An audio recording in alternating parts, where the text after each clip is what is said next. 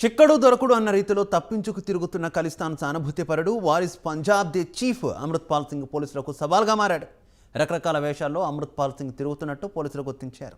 8 రోజులుగా అమృత్పాల్ సింగ్ కోసం పంజాబ్ పోలీసులు డేగ కళ్ళతో గాలిస్తున్నారు. మార్చి 20న అమృత్పాల్ సింగ్ అమృత్సర్లోనే గడిపాడని తాజాగా గుర్తించారు. దీనికి సంబంధించిన సీసీ కెమెరా దృశ్యాలను పోలీసులు సేకరించారు.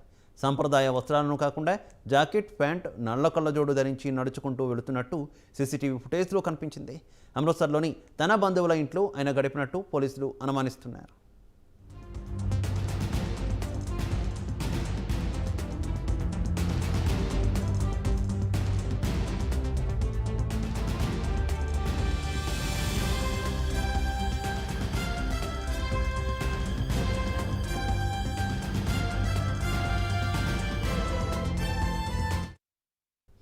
అమృత్పాల్ సింగ్ అమృత్సర్ నుంచి హర్యానాలోని కురుక్షేత్రకు వెళ్లినట్టు పోలీసులు చెబుతున్నారు.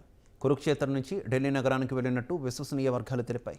ఆయన ఓ సాధువు వేషంలో శుక్రవారం ఢిల్లీ నగరానికి చేరుకున్నట్టు తెలుస్తోంది.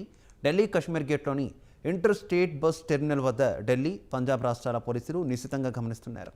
సీసీటీవీ ఫుటేజ్ను క్షుణ్ణంగా పరిశీలిస్తున్నారు.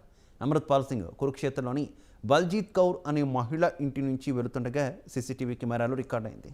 ఆమె ఇంటితో ఆయనతో పాటు ఆయన సహచరుడు పపుల్ ప్రీత్ సింగ్ కూడా ఆశ్రయం పొందినట్టు పోలీసులు చెప్పారు.